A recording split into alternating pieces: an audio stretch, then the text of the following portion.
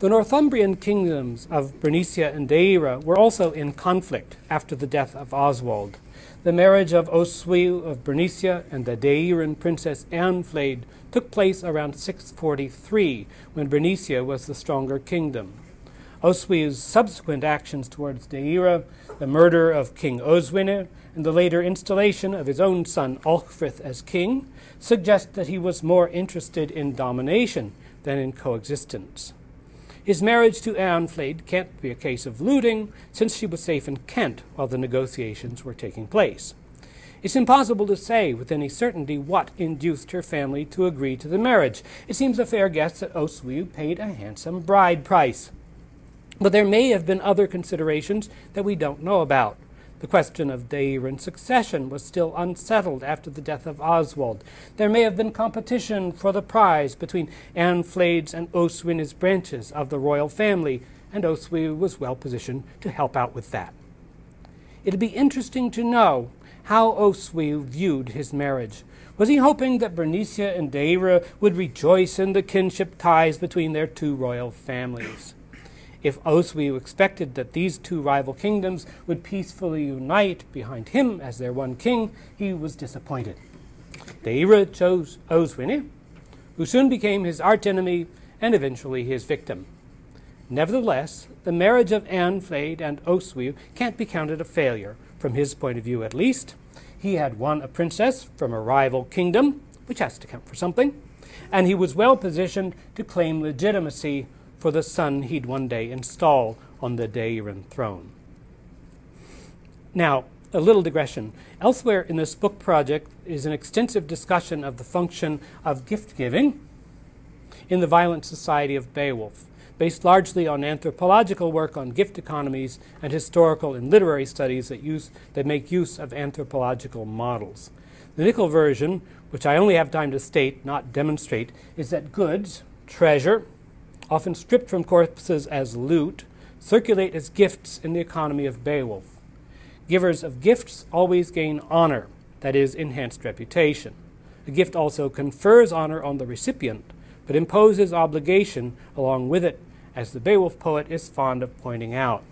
Beowulfian gifts include swords, helmets, jewelry, fine garments, and horses, among other things. A woman can also be given as a gift, as Hygelac gives his only daughter to Eivor as a reward for the killing of the Swedish king Onyentheu. Now, back to the paper. The transfer of a queen to be can follow the rules of gift or loot. Gift, where the stronger party gives her, and loot, where the weaker party yields her. With the gift of a queen, the giver both acquires and confers honor, but more significantly, he imposes obligation and defines his relationship with the recipient as that of an overlord. With the seizure of the queen as loot, or her acquisition by other means from a weaker rival, a king gains both honor and a living reminder to friends and foes of his superior status. Such marriages rather obviously fail to conform to Kemble's ideal, in which separate kindreds are fused into one body, adopting common interests, pursuing common objects, and recognizing in the bond which unites its members obligations which we trace throughout the Middle Ages of Europe. Kemble's formulation may adequately describe political marriages negotiated between kings who are already allies, such as that of Oswald to Cunegil's sister. But the marriages we're talking about are between unequal partners who are not friends, and they involve a gesture of dominance on one side and one of submission on the other, assuming that the weaker party has any say in the matter at all. The story of the peace marriage is beginning to look stranger and more complicated than we've supposed. In the first place, peace between former combatants like Mercia and the West Saxons after 628 can't be understood simply as the absence of hostilities, and certainly not as friendship in the modern sense. Rather, it's a condition attained through the application of force and maintained by various means, including the imposition of obligation by gift-giving, and when a woman has been given, the constant reminder of that obligation in her person. In the second place, if a gift, as the early anthropologists Marcel Mauss wrote, is not inactive. This is particularly true in the case of a living human being, who of course brings along her own loyalties and desires and the ability to act on them.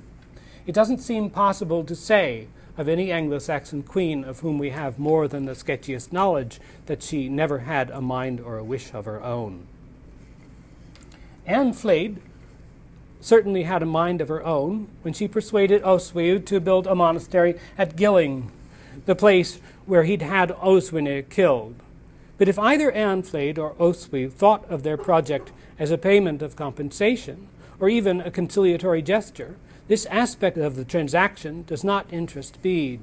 Rather, he represents it as a rebuke for his unjust killing, a penance, and a bid for salvation through the intercession of the faithful, perhaps also a token of respect for a fallen enemy, for in this monastery, continual prayers were to be said for the souls of both the murdered king and the one who'd ordered it done. We're about 5 minutes from the end now, in case you were wondering. As exemplar of the peacemaking queen, Anne Flade is not persuasive, yet she's probably the best example we have. If peacemaking is central to the idea of queenship, as has often been claimed, why is it so difficult to find even a single example of a queen actually making peace? In Beowulf, there seems to be no role for Hildeburh in the negotiations between Finn and Hengist, where a bit of peace weaving would surely have come in handy, and no role for Wealhtheow in those between Hrothgar and Inyeld. Every time one follows the trail of the peacemaking queen from scholarship to primary source, one finds that her good works are inferential, performed somewhere off stage where imagination is free to shape her to its specification. Despite the absence for a peacemaking role, Anne Flade, Wealhtheow, and others show clearly that a queen could be, and often was, a participant in the politics of the realm in which she found herself. But when a queen was sent from a more to a less powerful group, even the gracious behavior prescribed in the Old English wisdom poem Maxims I could surely rankle. When she gave gifts, on whose behalf was she imposing obligation? And when she offered advice, whose interests was she promoting? Such considerations are sufficient to explain Cainwalk's wish to be rid of his Mercian wife, perhaps also the Mercians' suspicions that their Bernician queen Alchflade had arranged the killing of her husband Peada, the Mercians' murder of their Northumbrian queen Osthryth, and West Saxon resentment of Eadburh, the assertive daughter of Offa of Mercia. The stories we have looked at don't support our imaginings concerning Frau Waru's peace marriage, nor have I found better analogues elsewhere. We've inherited from the likes of Kemble and Coster an idea of this queen as an aspirant to the ideal of Victoria, bringing peace to the warring nations by transforming them through her selfless exertions and angelic presence into a harmonious family.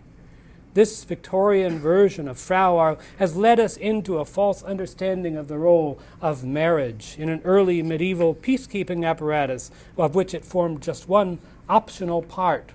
Others, including godparenting, hostage-giving, oath-taking, and payment of compensation and tribute, all backed up by the threat of force. If the Anglo-Saxons thought that good queens were like angels, they also knew, as the Victorians did, that an angel could carry a sword. Hrothgar has determined that Frau Waru must be given to Inyeld. No doubt she'll perform well the ceremony with the mead cup, and will be cheerful and generous, as Maxims I instructs her. But she is being sent with a contingent of sword-wielding warriors, quite unlike the company of maidens that accompanies Wealhtheow, from a famously powerful nation to one that nurses bitter memories of defeat.